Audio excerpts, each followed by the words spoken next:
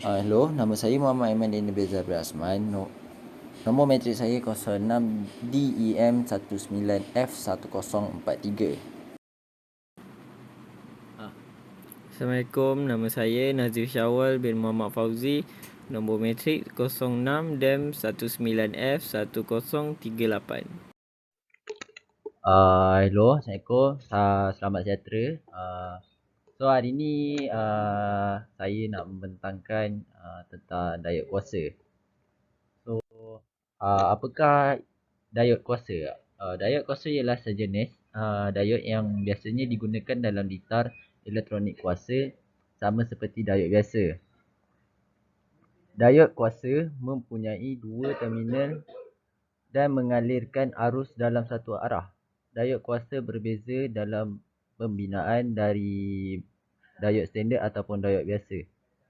Untuk membolehkan penarafan semasa yang lebih tertinggi ini, diod adalah peranti semikonduktor termudah yang hanya mempunyai dua lapisan, dua terminal dan satu persimpangan. Ini ialah simbol diod. Ini ialah diod kuasa. Okay. Kegunaan diod kuasa.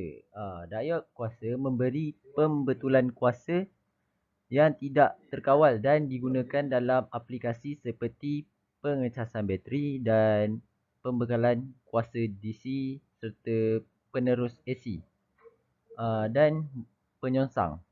Kerana ciri arus dan voltan yang tinggi, mereka juga dapat digunakan sebagai diod roda bebas dan jaringan snubber.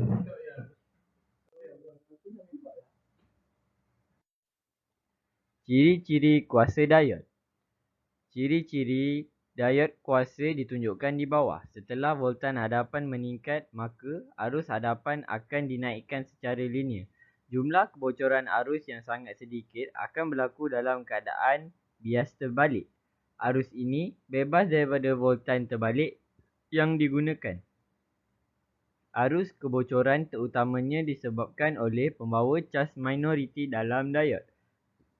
Oleh kerana voltan terbaik mendapat voltan kerosakan terbalik, maka kerosakan longsor akan berlaku. Apabila kerosakan terbalik timbul, arus balik juga akan dinaikkan secara drastik dengan peningkatan voltan terbalik yang kurang. Arus terbalik dapat dikawal oleh litar luaran. Kelebihan diod kuasa. Yang pertama, ia berfungsi sebagai penyearah untuk mengubah arus bolak menjadi arus searah. Yang kedua, ia cepat beroperasi dan tidak memerlukan masa pemanasan. Seterusnya, ia sangat murah berbanding dengan tiub vacuum. Kekurangan diod kuasa. Diod semikonduktor tidak tahan voltan terbalik yang sangat tinggi. Selain itu, tahap kebisingan tinggi pada peranti semikonduktor pada frekuensi tinggi. Assalamualaikum. Nama saya Muhammad Nafis Najmi bin Muhammad Rizal. Nombor matrik saya 06DEM19F1040. Saya dari kelas DEM 4E. Okey, di sini saya ingin menerangkan tentang tajuk yang saya pilih, iaitu Metal Oxide Semiconductor Field Effect Transistor atau dikenali sebagai MOSFET. Okey, di sini saya ingin menerangkan maksud MOSFET. Okey, transistor kesal-kesal logam oksida semikonduktor ataupun MOSFET adalah sejenis transistor yang boleh mengawal isyarat elektronik. Prinsip asas MOSFET adalah bahawa elektron perubahan pembawa mengalir di sepanjang saluran. Pengalihan MOSFET ditentukan oleh lebar saluran yang boleh mengubah melalui pintu elektron.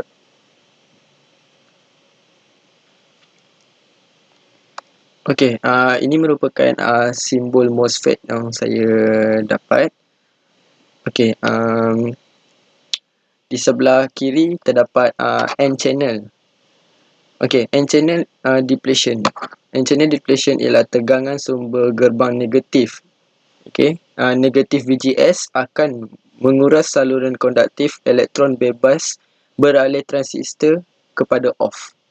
Okey, dan di sebelah kanan ialah P channel depletion, tegangan gerbang sumber positif. Okey, plus VGS akan menguras saluran dari lubang bebas, mengubahnya kepada off juga. Okey, di sini adalah jenis MOSFET yang saya dapat. Terdapat dua jenis MOSFET, iaitu depletion MOSFET dan enhancement MOSFET. Okey, depletion MOSFET ialah saluran dibangun secara fizik dan tegangan sumber gerbang diperlukan untuk mengganti perangkat off. Transistor membutuhkan tegangan gate source iaitu VGS untuk mengganti perangkat off, setara dengan skala biasanya tertutup. Kebiasaannya N-channel ni tertutup. Okey, bagi enhancement MOSFET pula, tidak ada saluran yang dibuat sebelumnya. Tegangan yang diterapkan di gerbang diperlukan untuk membuat saluran untuk konduktansi. Transistor membutuhkan tegangan gate source VGS untuk mengganti perangkat on. Okey, pembezaannya depletion dengan enhancement ialah depletion perangkat off, manakala enhancement ialah perangkat on. Dan biasanya dia dalam keadaan terbuka. Okey, ini merupakan kelebihan MOSFET. Kecepatan operasional MOSFET lebih tinggi daripada JFET. Impedansi masukan jauh lebih tinggi dibandingkan dengan JFET. MOSFET dengan mudah digunakan dalam aplikasi saat yang tinggi. Dan MOSFET juga menyediakan proses manufaktur yang mudah. Okey, manakala kekurangan MOSFET adalah perangkat yang rumit dan mudah dihancurkan. Okey, MOSFET ini mudah pecah. Okey, aplikasi yang berlebihan dari gerbang ke sumber tegangan VGS dapat menghancurkan lapisan CiO2 yang tipis. Okey, dan ini adalah kemampuan yang MOSFET boleh lakukan, iaitu linear ataupun ohmic region.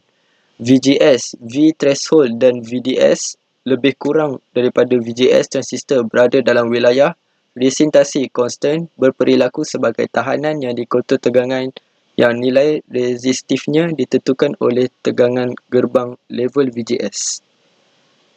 Okey, itu saja daripada saya. Sekian, terima kasih.